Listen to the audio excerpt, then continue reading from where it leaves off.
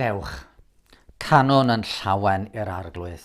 Rhoi'n floedd o orfoledd i grau ein iachawdwriaeth. Dawn i'w bresenoldeb a diolch. Gorfoleddwn ynddo a chaneuon mawl, oherwydd Duw mawr yw'r arglwydd, a brenin mawr goruwch yr holl ddiwy. Yn ei law ef mae dyfnderau'r ddeiar, ac eiddo ef yw uchelderau'r mynyddoedd. Eiddo ef yw'r môr, ac ef a'i gwnaeth, ei ddwylo ef a greodd y sychdir. Dewch, addolwn ac ymgrymwn, plygwn ein glinig bron yr arglwydd a'n gwnaeth, oherwydd ef yw ein Duw, a ninnau'n bobl iddo a defaid ei borfa. Croeso chi yma i oedfa arall o'r Eglwys Efengylaidd ym Mangor. Mae'n fore Sul ola mis Awst, a ni wedi cael blwyddyn a welsom i thebyg o'r blaen. A dydy pethau dal ddim yn normal eto, bod y plant ar fi'n dychwelyd i'r ysgolion, a mwy yn mynd yn ôl i'r gwaith. Ond efo pethau'n wahanol, da ni'n dal i fedru cofio na tydy Duw ddim yn newid. Tydy ofal o dros y byd ddim llai na gybuodd erioed, a da ni'n cael cyfle i waddoli y bore yma. Felly gadewch i ni godi'n lleisiau efo'n gilydd i ganu un crewr a'n ceidwad. Fe naid cod bendithiad y greawdwr, ef yw'r arglwydd, ef dy gyfaill triw, araf i ddig, cyfoethog o drygareth, mola dy geidwad, Iesu.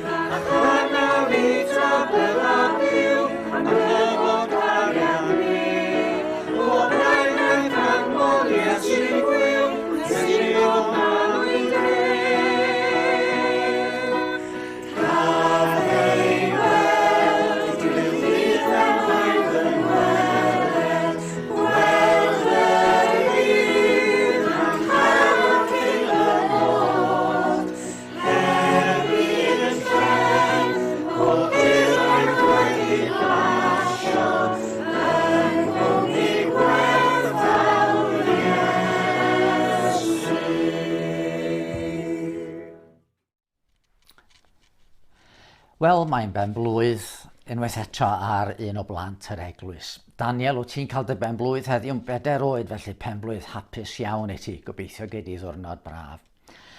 A mae gen I adnod ar dy gyfer di heddiw hefyd, gei di ddysgu'r adnod y gall dad a mam dy helpu di i siarad am yr adnod efo ti. A mae'r adnod yn Efengil Ioan, pennod 14 ac adnod 6. Mae fi yw'r ffordd a'r gwirionedd a'r bywyd. A dwi'n siŵr gallu di ddysgu yr adnod yna. Mae fi yw'r ffordd a'r gwirionedd a'r bywyd. A fydd dad a mam yn helpu ti i ddeall chydig bach am be mae'r adnod yn sôn. Rwan, dych chi'r plant yn gwybod mod i yn hoffi roi bwyd allan yn yr ardd i'r adar. Mae gynnon ni fwrdd adar, i ddweud i gwir mae gynnon ni 2 fwrdd adar, un yn y cefn ac un ymlaen y tŷ. A dyn ni'n rhoi bwyd allan am lot o wahanol adar yn dod. Rhai ohonyn nhw, falle dwi ddim mor hapus bod nhw yna. Mae yna ambell i frân fawr yn dod a dychryn yr adar bach i ffwrdd. Ond mae'r adar bach yn gallu bod yn hyfryd a rhai mwyaf tlws ydy nicos. Cofynwch chi dad neu mam i ddangos llun o nico i chi. Mae yna deryn bach tlws efo lliw melyn ar ei adenydd. A bore yma, oedd yna deulu ohonyn nhw yna i ddweud i gwir. Oedd yna nico, oedd yn amlwg yn dad neu'n fam, ac oedd yna nicos llai yna. A oedd rhai bach, doedden nhw'n siŵr sut i gael y bwyd. Oedden nhw yn rhyw sefyll o gwmpas ar ambell i gangen a jyst yn edrych, ac yn edrych ar be oedd dad a mam yn neud, ac oedden nhw yn mynd a pigo bwyd. Ac oedden nhw'n meddwl, wel reit, mae'n siŵr bod nhw'n meddwl, mae rhyw bryd gallwn ni wneud hynny. Gallwn ni fynd i bigo'r hadau. Mae yna hadau bach du maen nhw'n licio yn arbennig. Ond oedden nhw ddim jyst yn gwylio nhw yn wneud hyn. Be oedd yn digwydd wedyn oedd bod y nico mawr yn mynd ac yn sefyll ar y gangen wrth un o'r nicos bach ac yn bwydo'r un bach. Oedd wedi cymryd hadau, nid i fita fo'i hunan, ond oedd yn cymryd hadau mwyn bwydo yr un bach. Ac oedd yr un bach yn cael bwyd achos bod i dad neu fam o'n dod a rhoi bwyd iddo fo. Rwan mae hyn wedi gwneud i mi feddwl amdanoch chi. A da chi'n cael bwyd yn dydech gan dad a mam, dwi'n siŵr o hynny, da chi'n cael bwyd ar y bwrdd bob dydd ganddyn nhw. Ond hefyd, mae'r Beibl yn sôn bod y gair neu'r Beibl fel bwyd i'n enaid ni. Ond da ni ddim yn siŵr wastad sut i'w gymryd o, ac yn arbennig pan da chi'n fach, da chi'n mynd deall lot o'r Beibl. Da chi'n mynd deall be'n union mae o yn ei feddwl. A dyna pam bod dad a mam yn gallu bod yn lot o help i chi. Gofynnwch iddyn nhw helpu chi. Eich helpu chi i ddysgu beth sydd yn y Beibl, jyst dysgu'r adnodau fel dwi wedi rhoi adnod bore yma i Daniel. Ond hefyd, gofynnwch iddyn nhw helpu chi ddeall, gofynnwch iddyn nhw egluro, wel, be'n union mae hwn yn trio ddeud? Ac wrth i chi gael gwybodaeth ganddyn nhw, achos dyna rhan o'i job nhw. I job nhw ydy'ch helpu chi i ddeall y pethau yma. Wrth i chi gael nhw i'ch helpu chi yn efo ddaw diwrnod pan fyddwch chi'n gallu darllen y Beibl yn iawn eich hunan a fyddwch chi'n deall lot mwy achos bod dad a mam wedi'ch helpu chi. A mae'r un peth yn wir pan ydych chi'n gwrando ar nain pregethu. Dwi'n siŵr bod chi'n mynd deall lot o be dwi'n dweud, ond gofynnwch chi dad a mam wedyn, wel, be oedd Uncle Dafydd yn sôn amdano fo bore yma? A fydda nhw'n gallu helpu chi i ddeall be o'n i'n trio ddeud. Rwan, heddiw, dwi am ddarllen o'r Beibl yn hunan.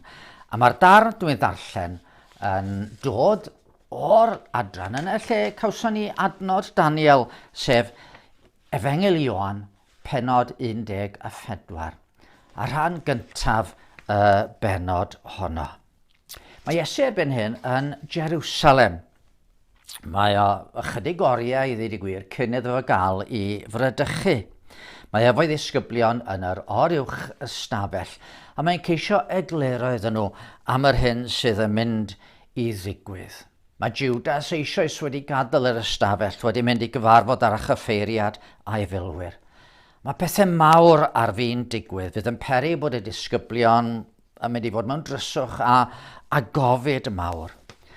A dyma mae'r arglwydd yn ei ddweud. Ioan 14. Peidiwch a gadael i ddim gynhyrfu'ch calon. Credwch yn Nuw a chredwch yn ofennau. Yn hyf yn had y mae llawer o drigfannau. Pe na byddai felly a byddwn ni wedi dweud wrthych fy mod yn mynd i baratoi lle i chi. Ac os a fa pharatoi lle i chi, bydd of yn ôl a'ch cymeryd chi ataf y hun, mwyn i chi thai fod lle yr wyf fi. Fe wyddwch y ffordd i'r lle yr wyf fi'n mynd. A meddai Temos wrtho. Arglwydd, ni wyddom ni ble rwy ti'n mynd. Sut y gallwn wybod y ffordd? A dywedodd Iesu wrtho, mae fi yw'r ffordd, a'r gwirionedd, a'r bywyd. Nid yw neb yn ddod at y tad, ond trwy fi. Os ydych wedi fadnabod i, byddwch yn adnabod y tad hefyd. Yn wir yr ydych bellach yn ei adnabod ef, ac wedi ei weld ef. A meddai Philip wrtho, arglwydd, dangos i ni y tad a bydd hynny'n ddigon i ni. Atebodd Iesu ef, a wyf wedi bod gyda chi cyhyd heb i ti fadnabod Philip. A mae'r sawl sydd wedi fy ngweld i wedi gweld y tad. Sut y medru di ddeud, dangos i ni y tad? Ond nid wyt ti'n credu fy mod i yn y tad a'r tad yno fi. Y geiriau rwy fi'n ei dweud wrthych, nid ohono fy hun yr wyf yn ei llefaru. Y tad sy'n aros yno fi, sydd yn gwneud y gweithredoedd ei hun. Credwch fi pan ddyweda fy mod i yn y tad, a'r tad yno fi. Neu yn te credwch ar sail y gweithredoedd ei hunain. Yn wir rwy'n dweud wrthych, bydd pwy bynnag sy'n credu yno fi hefyd yn gwneud gweithredoedd yr wyf fi'n ei gwneud. Yn wir bydd yn gwneud rhai mwy na rheini, oherwydd fy mod i yn mynd at y tad. Dyma air yr arglwydd. Cyn troi at Dduw mewn gweddi, gadewch i ni atgoffa'n hunain ar ba sail y gallwn ni fentro ato fo. Nid ar sail unrhyw heiddiant o'n heiddo ni, ond na fod Iesu wedi gweidi ar y groes mwyn yn prynu a'i fod o'n yn gwahodd ni ato. Pa fodd y meiddiaf nesu a thithau'n Dduw mor lan, dy enw yn sancteiddrwydd, dy natur ysol dan.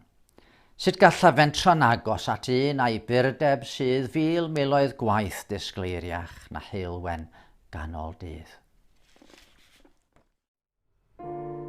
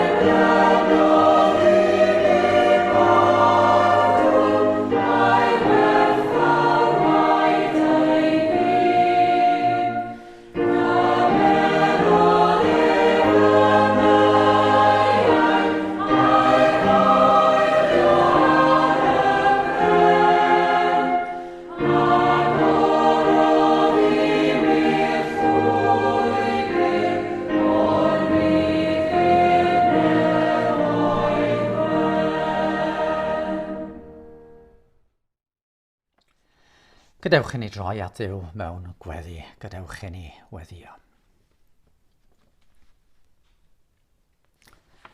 Arglwydd ein Duw a tad ein harglwydd Iesu Grist, da ni'n diolch yn bod ni'n cael nesu ata ti y rwan trwy dy drigaredd di. Da ni yn cofio Dduw'n tad, dy bod ti yn y Dduw sydd y tu hwnt i'n dychymyg ni yn brydferth mewn sancteiddrwydd. Mor lan, mor berffaith, mor bir, na feder drwg ddim bodoli yn dy gwmni di. A da ni'n ymwybodol iawn yn bod ni'n o Dduw'n tad wedi sathru dy ddeddfed i dan draed. Yn bod ni wedi dangos yn bod ni'n rai hunanol, yn bod ni'n gallu bod yn rhaid i fater. Yn bod ni'n crwydro ddydd ar ôl dydd ac yn mynd yn ffordd yn hunain. Ac ni geisio dy ddilyn di, da ni'n ymwybodol yr wythnos ddiwethaf yma, bod ni wedi methu fwy nag unwaith i dy garu di fel y gydylen ni. Ac i garu'n cyddyn fel ni'n hunain. Ac felly da ni'n diolch yn bod ni'n dod bore yma trwy yn harglwydd Iesu Grist i geisio dy drigaredd di o'r newydd. Da ni'n gofyn i ti y bore yma o Dduw'n tad yn derbyn i yn ei heiddiad o. Oherwydd does neb mor hardd ar arglwydd Iesu Grist. Does neb mor fendigedig ar arglwydd Iesu Grist. Fe wnes di ddatgan dy hun pan gafodd ei fydyddio ac yna pan oedd ar fynydd y gwedd newidiad. Hwn yw fy mab, yr anwylid, yr wyf yn fodlon ynddo ef. Ac felly, arglwydd, da ni'n diolch yn bod ni yn gallu cofio fod yr arglwydd ei hunan wedi cymeryd yn beia ni ac wedi mynd i Galfaria i ddioddef yno fel canlyniad, fel cosb am yr holl regioni a'r holl grwydro da ni yn eog ohono fo. A gyda gostyngeidrwydd da ni'n dod ger dyfrondi ac eto gyda hyder bod y pris dalodd yr arglwydd Iesu Grist yn ddigon hyd yn oed i glirio yn drygion i ni. Ac o, da ni'n diolch, mae fod i'n gwaredwr ni. Diolch o Dduw'n tad, mae nid angel nes ti anfon i fod yn waredwr y byd. Diolch dy bod ti wedi danfon dy fab dy hunan. Fedre angel byth glirio'n beia ni. Oherwydd mae'n drygion i ni yn treiddio mor ddwfn. Ond roedd dy fab di yn y ddigon, y gair trygwyddo, yn dod yn gnawd yn mwyn ni. Ac ynddo fo yma yn digonedd ni. Does neb ond ef fy Iesu hardd a ddichon lanw'n bryd. Holl gysuron beth a dardd oedd i'r fawr angau drud. A trwy Iesu felly, da ni'n dymuno gofyn i ti, os gweli di fod yn dda, neu di wylio arno ni a neu di edrych ar yn byd unwaith eto mewn trigaredd ac mewn tosteri. Da ni'n ymwybodol fod yna gymaint o anghenion trwy'n byd i gyd. A mi fedre ni fod yn traethu'r cyfan ac yn treulio dydd ar ôl dydd yn gwneud dim byd ond rhestru anghenion. Ond rwyt ti'n Dduw sydd yn gweld y cyfan. Rwyt ti'n dal y byd i gyd yn dyddwylo. Ac felly'n gallu ateb yn deisyfiadau ni. Ac wrthyn ni gofio falle am rai pethau sydd yn pwyso'n arbennig ar yn calonau ni. Da ni'n cyflwyno i ti o Dduw'n tad yr holl derfysg sydd yn ein byd ar hyn o bryd. Fe soniodd yn gwaredwr ni y bydden ni'n clywed am ryfeloedd a sôn am ryfeloedd tra byddai'r byd yn bod rhywsut. A da ni yn clywed o Dduw'n tad am aflonyddu a therfysg, am reiat o arglwydd yn Duw a phobl yn dioddau ar hyd a lled yn byd. Felly, da ni'n gweddio dros arweinwyr y gwledydd, ar i ti roi gostyngeidrwydd iddyn nhw, ar i ti roi'r dymuniad yn eu calonau i lywodraethu mewn ffordd ddwyth, ac ar i ti oriwch lywodraethu ar eu penderfyniadau, fel bod yna benderfyniadau yn cael ei gwneud sydd yn gofalu am y tlawd a'r difreintiedig a'r diamddiffyn. A da ni'n gweddio ar i ti atal drygioni dynion ysgol i di fod yn dda. Da ni hefyd o Dduw'n tad yn cyflwyno i ti dy eglwys yn y byd, Gad ymunod y fod ti yn gweithio mewn modd i beri bod y eglwys yn cael llewyrchu a bod yr hyn ddyle hi fod yn oleuni y dyddiau yma. Da ni'n meddwl am wledydd lle mae'r eglwys yn cael ei herlyd a gweinidogion hyd yn oed yn ystod y misoedd dwytha wedi cael ei lladd oherwydd i bod nhw'n dy arddel di. Ysgweli di fod yn dda. Nid i beri bod yr eglwysi yn gwledydd hynny yn cael teimlo dy gysur a bod nhw'n ymwybodol iawn o dy ofal drostyn nhw.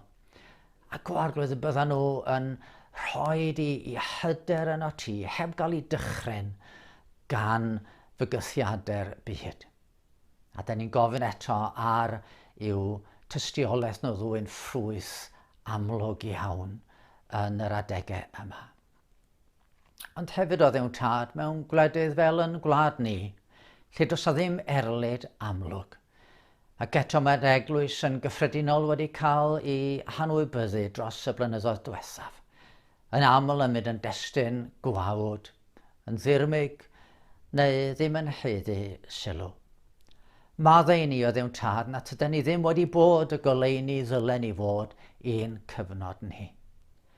Helpa ni o ddewn tad i fod yn oleuni i'r gymdeithas yn arbennig ar adeg fel hyn lle mae cymaint o bobl yn teimlo ansicrwydd am y dyfodol.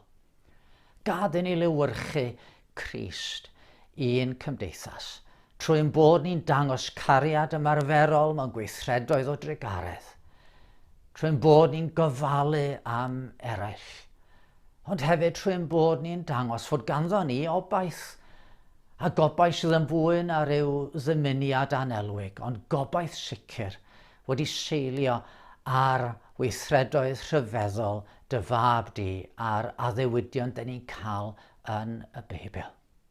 Rhoi ni hyder yn dy efengil, a gad yr efengil lewyrchu trwy'n bodau ni, fel y bydd pobl mewn rhyw fodd yn cael eu cyfeirio at yr arglwydd Iesu Grist. Ac arglwydd os oes yna ryw faich arbennig yn pwyso'r galon unrhyw un ohono ni bore yma, da ni'n cyflwyno'r baich hwnnw yn dyneru ofal di, i ti o ddewn tad y fod yfo ni yng nghanol pob anhawster, pob gofid, pob pryder. A ni'n cyflwyno i ti y plant wrth iddyn nhw ddychwelyd i'r ysgolion, gan weddio am ddiogelwch drostyn nhw. Yn cyflwyno i ti y llywodraeth yn y wlad hon gan ymuno bod nhw yn cyflawni i dyletswydd mewn ffordd gyfrifol a dy fod ti'n rhoi iddyn nhw'r ddoethineb maen nhw ei angen ar gyfer yn dydd ni.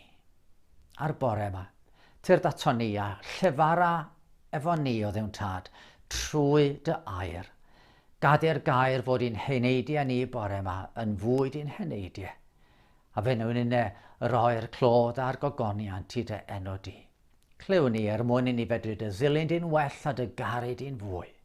Clyw ni trwy heiddiant yn harglwydd Iesu Grist a'n gwaredwr. Amen.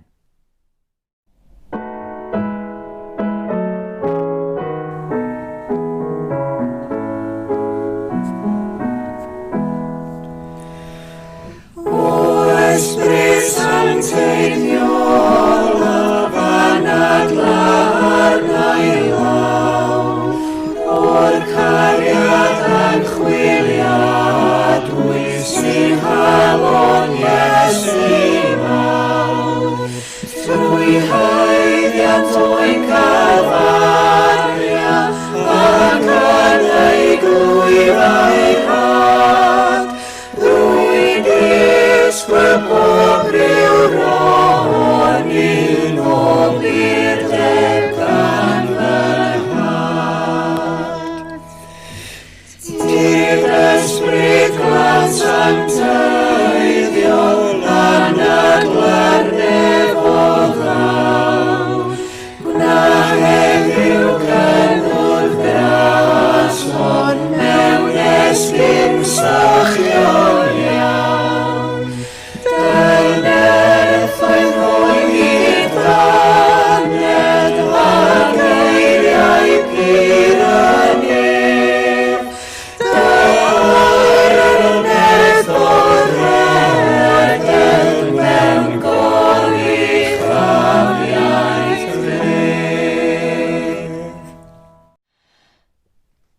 heddiw dwi am i ni feddwl am eiriau ddaru ni ddarllen y gynharach o Efengel i Ioan penod 14 ac yn arbennig yr 8fed adnod.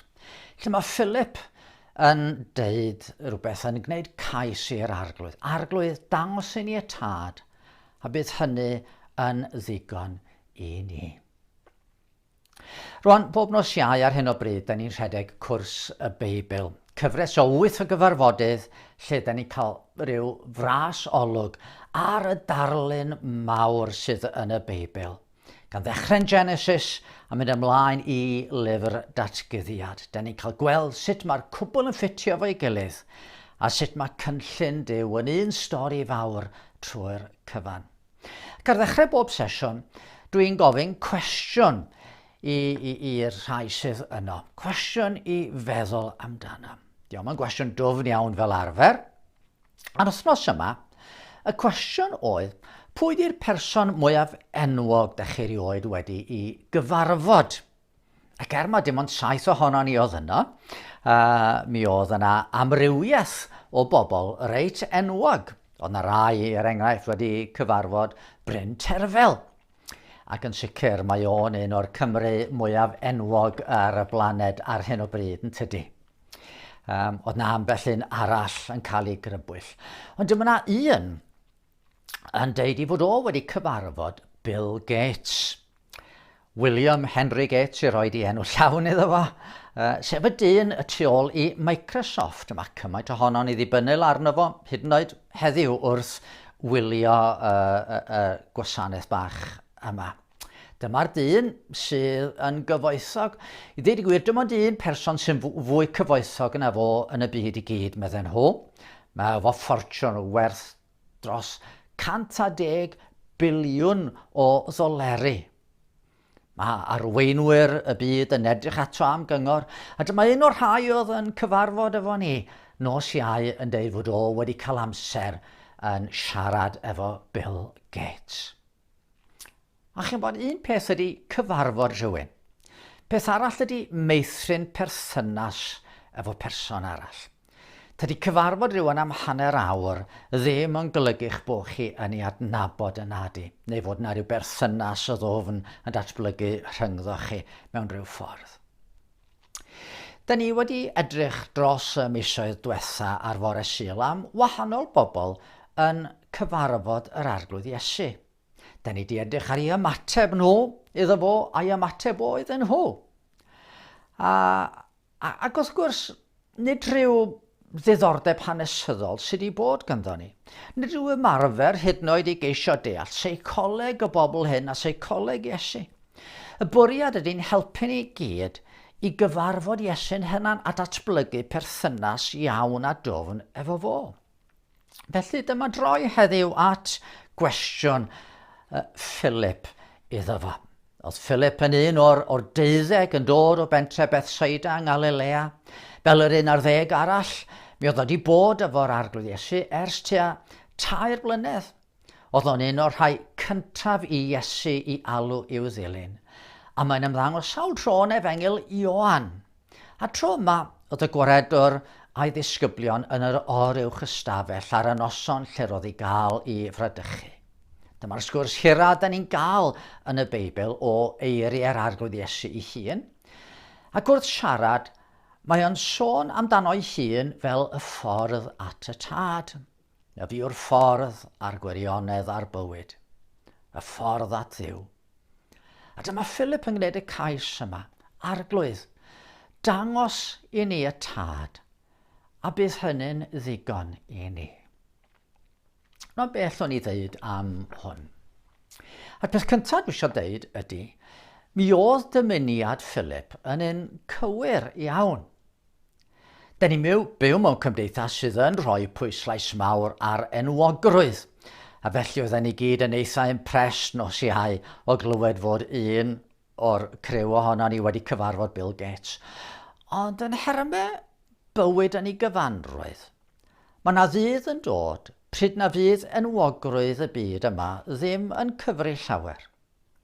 Mae llyfr y Pregethwr yn yr Hen Testament yn edrych ar y fywyd ac yn gweld pobl yn ceisio doethineb, yn ceisio cyfoeth ac i beth. Oherwydd mae'r sawl a lafuriodd yn ddoeth a deallus a chydau medr yn gadael ei eiddo i un na lafuriodd amdano. Neu mewn man arall mae'n dweud, yr un peth a ddigwydd i bobl ac anifeiliaid. Yr un yw eu tynged a mae'r naill fel y llall yn marw. Mae hanes am ddyn cyfoethog un tro, dwi'n yn gwybod ydy o'n hanes gwir, ond mae dyn cyfoethog yn deud yn ei ewyllus bod o'n mynnu bod o am i'w holl gyfoethog, oedd o efo ffortiwn, oedd o am i'w ffortiwn gael ei roi yn ei arch a chael ei gladdu efo fo. A phawb yn dweud wrth i wraig, o, mae rhaid i ti stopio hyn, mae rhaid i ti wrthod hyn. Wel, dyma hi yn rhoi rhyw hanner gwen ar ei gwyneb a dweud, o na, mae o'n dweud mae dyna be mae eisiau. Wrth gwrs, pan fuodd o farw a dyma fo'n cael ei roi yn yr arch, be nath hi oedd ysgrifennu siec am werth i ffortiwn o roi'r siec yn yr arch. A dyma'r arch yn cael ei chladdu. Yn y cyfamser, wrth gwrs, oedd hi yn dal yn meddu ar y ffortiwn. Tydi arian, tydi cyfoeth, tydi ffortiwn ddim lles i ni, tydi enwogrwydd ddim lles i ni yn hermau tragwyddoldeb. A roedd Philip am gael gafla'r hyn oedd yn mynd i fod yn werth mewn tragwyddoldeb. Dangos i ni y tad, rhoi ni olwg ar y Dduw a sut i fedru gweld nid fel yn barnwr ni sy'n yn condemnio ni, ond fel yn tad ni sy'n yn croesawu ni i'w freichiau, dangos i ni y tad a bydd hynny'n ddigon i ni. Dyna be ydy doethineb ynde. Mae llyfr Pregethwr eto yn deud, cofiad y grewdwr yn nyddiad ei ieuenctid, cyn i'r dyddiau blin ddod, i'r blynyddoedd nesau pan fyddi'n deud ni chaf bleser yn ddynt. Nwyr mae Iesu'n deud rhywbeth tebyg, ond rhywbeth mwy dwfn o fewn ychydig amser i'r hyn mae Philip yn ei ddeud fan yma. Mae o'n gweddio y fe ddisgyblion cyn gadael yr o'r uwch ystafell, a mae'n deud, hyn yw'r bywyd tragwyddol, dadnabod di yr unig wir Dduw. Dyna beth sydd isio, perthynas efo Duw. Yn hermau tragwyddoldeb, tydi adnabod enwogion y ddim byd. Diolch yn cyfri. Mae'r Beibl drwyddo yn llawn o'r anogaeth i geisio bod mewn perthynas iawn efo'n crewr. Yr un yr ydyn ni un dydd yn mynd i sefyll o'i flaen. O'r dydd y collwyd Eden, y gyrwyd Adda ac Efa allan o'r ardd gyda cherwbiad yn dal cleddyfe tanllyd yn atal y ffordd yn ôl. Dyna'r un gorchwil a sodwyd i ni, ceisio dod yn ôl i berthynas iawn efo Duw. Yn y salm ydych chi'n cael dau lwybr, un yn arwain i ddistryw a'r llall yn arwain i fywyd. Wedyn, ydych chi'n cael Iesu'n sôn am ddiwrnod pryd y bydde fo fel barnwr yn sefyll o'n blaen i a ni'n sefyll o'i flaen o. A mae'n deud wrth rai, dewch chi sydd dan fendith fy nhad i etifeddu y deyrnas a baratoed i chi seiliad y byd. Ond wrth eraill, mae'n deud, ewch oddi wrthyf chi sydd dan felltith i'r tân tragwyddol a baratoed i'r diafol a'i angylion.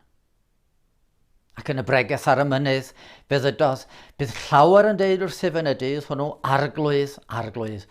Oni fi yma'n proffwydo'n denw di ac yn denw di'n bwrw allan gythreiliad ac yn denw di'n cyflawni gwirthiau lawer. Ac yna dweda wrthynt yn ei hwynebau, nid adna bym erioed mohonoch. Ewch ymaith oddi wrthyf chi ddrwg weithredwyr. Felly pan mae Philip yn deud, arglwydd dangos i ni y tad, a bydd hynny'n ddigon i ni.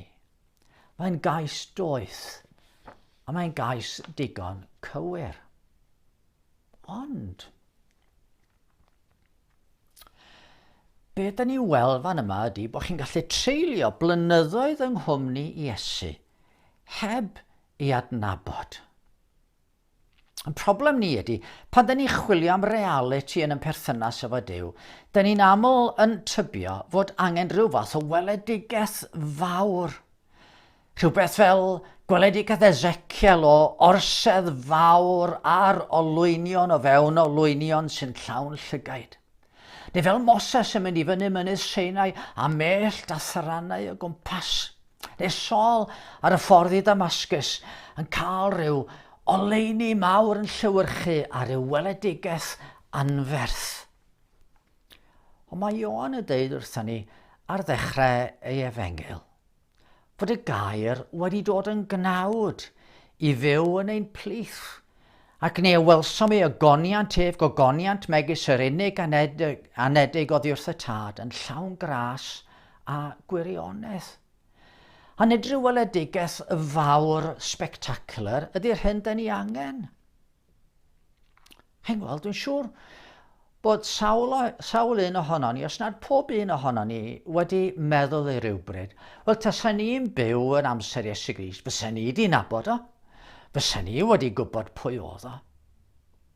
Ond nid felly oedd hi. Roedd llaweroedd wedi gweld Iesu a hebu adnabod. Heb weld dim byd gwahanol iawn amdano fo. Mae'n wir i fod yn gallu gwneud gwirthiau, ond oedd o'n fwy na hynny. Roedd hyd yn oed i frodyr oedd wedi cael ei magu efo fo ddim wedi gweld a ddim wedi deall. Oedden nhw falle'n meddwl amdano fel rhywun oedd yn mynd i gael dipyn o sylw oherwydd y gwirthiau yma, ond doedden nhw ddim wedi weld o fel yr un oedd yn dangos Duw i'r byd. Yn Ioan 7, dyn ni'n gweld nid oedd hyd yn oed ei frodyr yn credu ynddo. Nodd Pabodd Nazareth ddim yn gweld. Wedi dod i fro i febyd yr oedd yn ei dysgu yn ei synagog hwy nes iddynt syniad deud, o ble cafodd hwn y ddoethineb ar gweithredoedd nerthol hyn. Ond nid mab y saer yw hyn. Ond nid Mair yw enw ei fam, ac Iago a Joseph a Simon a Judas yn frodyr iddo. Ac onid yw ei chwiorydd i gyd yma gyda ni. O ble cafodd hwn yr holl bethau hyn? Ac roedd yn peri tramgwydd iddynt. Doeddwn nhw'n mynd i adnabod o. Dych chi'n cael y Phariseaid yn gweld y gwirthiau, yn clywed i ddeithineb a'i eiriau, ond yr oedd hwn dweud, trwy bennaeth y cythreiliad mae hwn yn gwneud gwirthiau. Dyma'r disgyblion yn dweud wrth Iesu un tro. A wyddos ti fod y Phariseaid wedi tramgwyddo wrth glywed y eiriau?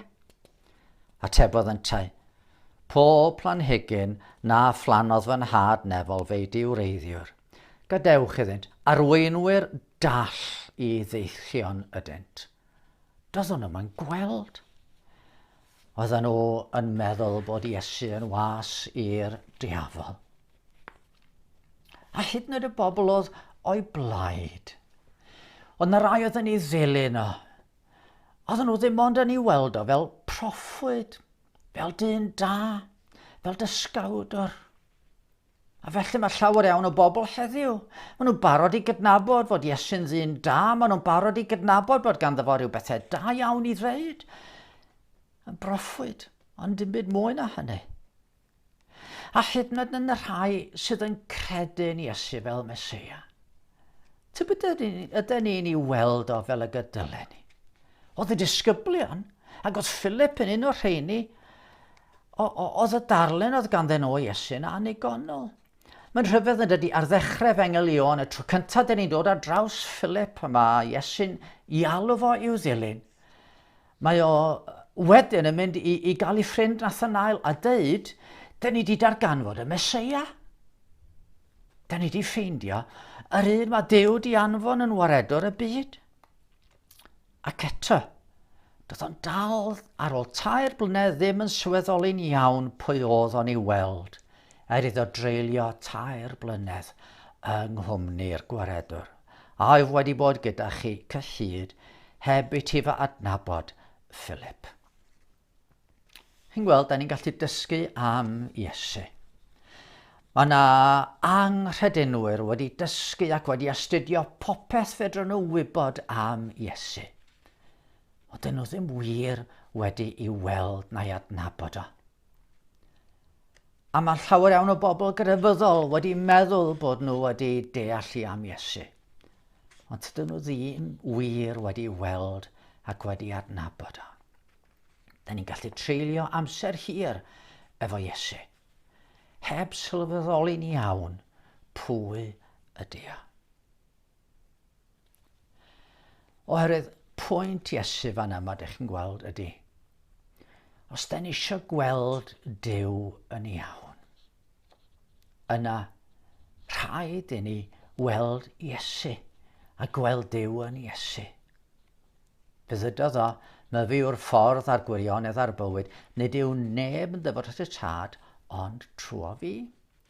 Felly trwy edrych a gweld Iesu, da ni'n mynd i allu gweld Duw. A neb am gwelodd i a welodd y tad. Chi'n sylweddoli be mae'n dweud fan yma? Oedd Iesu wedi deud wrth y dyrfa pan oedd yn disgrifio hynna'n fel y bugel da, mae fi a'r tad un ydym. Mae'r llythyr at yr Hebreaid yn dechrau trwy ddeud, ef yw disgleirdeb gogoniant Duw ac am ei stamp ei sylwedd ef arno. Neu fel oedd Ioan yn deud ar ddechrau ei efengel, ni a welsom ei agoniant ef, gogoniant megis yr unig anedig oddi wrth y tad, yn llawn gras a gwirionedd. Dych chi eisiau gweld Duw? Wel, mi fedrwch chi weld ei ogoniant yn y greadigaeth. Mae'r nefoedd yn datgan ei ogoniant ef, a'r ffurfafen y mynegu gwaith ei ddwylo, medde'r Salmydd. Drychwch o'ch cwmpas ar y gogoniant sydd ei weld ym mhrydferthwch y greadigaeth. Meddyliwch am rym y galeithau sy'n ymledu trwy'r gofod. Neu meddyliwch am y gronynau lleiaf, yr atomau a'r electronau i gyd yn ufuddhau i reolau disgyrchiant. A meddyliwch pwy fi'n creu'r pethau hyn a gosod y drefn sydd yn llywodraethu y cyfan. Mae gogoniant, mawredd a gallu Duw i'w weld yn y greadigaeth. Ond mae natur Duw i'w weld yn Iesu. Dyna lle da ni'n gweld sut un ydy'r tad. Nid jyst i fod o'n fawr ac yn ogoneddus ac yn alluog, ond mae o yn rhyfeddol, fel ag oedd Iesu'n tosturio wrth yr rhai oedd yn brifo, yn unig, yn wrthodedig, felly mae Dyw'r tad. Fel oedd Iesu'n caru ei eiddo a'i caru i'r eithaf, felly mae'r tad wedi ein caru ni. Fel yr ath Iesu i'r groes i gymryd yn beia ar ei gefn ei hunan, a wynebu'r canlyniadau trwy farw yn ein lle ni. Felly mae'r tad wedi'n caru ni a danfon ei fab, trysor mwyaf ei galon i'r byd, rhag i ni gael yn colli. Os da ni eisiau gweld Duw, rhaid eistedd fel Mair wrth draed y gwaredwr, ac eistedd mewn ffydd mae wrth edrych arno fo, da ni'n gweld Duw. Gwrandwch arno. Ewch efo'r disgyblion i'r Getsemane ac yn edrych na'ch cysgu fel y gwnaethon nhw, sylwch ar ei chwys fel dafnau o waed yn disgyn lawr ei ryddiau, wrth iddo ymdrechu i wybod. A oedd na unrhyw ffordd arall y gallai fo gyflawni a wyllus i dad. Ewch at y groes i Galfaria. A dan y groes, edrychwch ar yr aberth roddodd o. A chredwch fod yr aberth hwnnw erch mwyn chi. Ac ewch efo Mair Magdalen at y bedd gwag yn gynner ar fore dydd cynta'r wythnos, i weld fel y concrwyd marwolaeth, erch mwyn chi, ac ymddiriedwch yn hwn. Chi'n gweld, da ni'n gorfod priodi yn golwg ni ar Iesu efo ffydd yn y galon sydd yn mentro arno fo a dweud, dyma'r un yr ydw i'n credu, sydd nid yn unig yn ddrws at Duw, ond sydd yn Dduw i hunan ac yn dangos Duw i mi. Os dydodd Philip arglwydd dangos i ni y tad a bydd hynny'n ddigon i ni, trwy edrych a threulio amser yn myfyrio ar Iesu, y daw hynny yn wir, y cawn ni weld y tad. A chofiwch, fedrwch chi ddim gweld Duw heb bod o yn eich newid chi mewn gwirionedd. Gadwch chi ni ganu emyn Ann Griffiths i gloi. O, am gael ffydd i edrych gyda'r angylion fri i drefn yr iechawdwriaeth. Dirgelwch yn ddisu.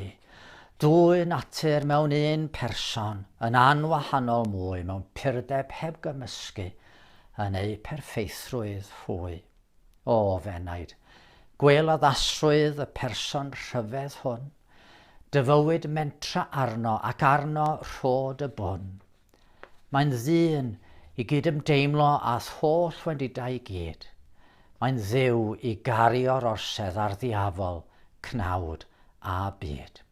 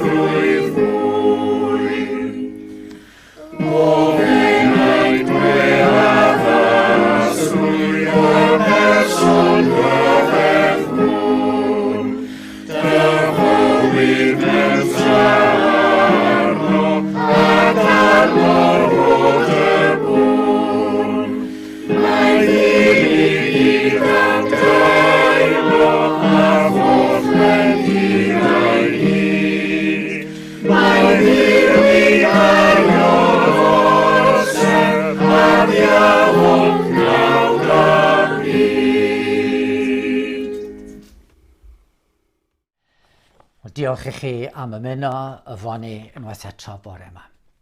Gobeithio eich bod chi wir yn hiraethu mwy am gael gweld ac adnabod Duw trwy Iesu Grist erbyn hyn.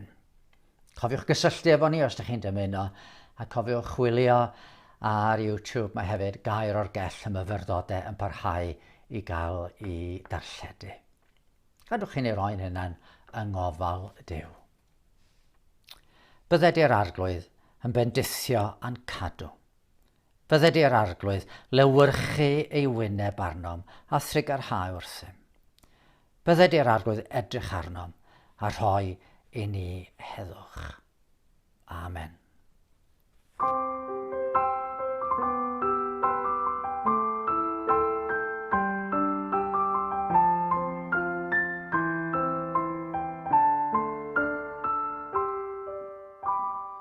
Diolch arglwydd, diolch am yr hawl i alw ar dy enw, am yr hawl i fyw.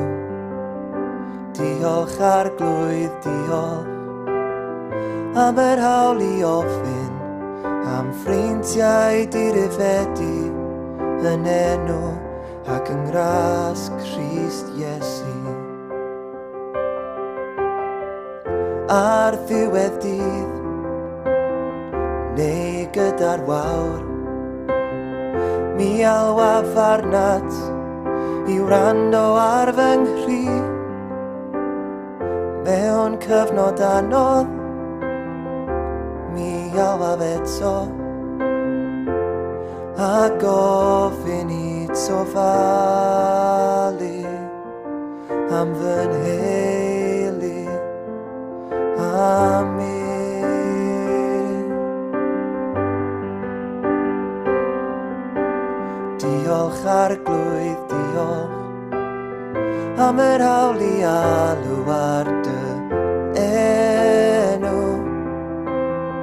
am yr hawl i fyw. Diolch arglwydd, diolch am yr hawl i ofyn am ffreintiau dirifedu yn enw ac yn ngras Crist Iesu. Mae gen i gymaint i ddiolch amdano, am fywyd, am iechyd, am y byd am bob dim. Ond mae'n ar agor i ddiolch amdano, am Iesu a'r marw, a'r maddeuant, a'r grym,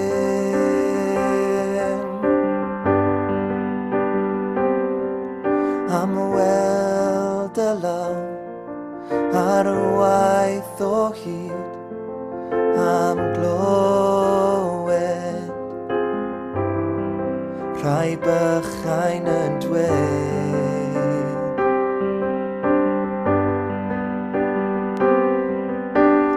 Diolch arglwydd, diolch am yr hawl i alw ar dy enw, am yr hawl i fyw.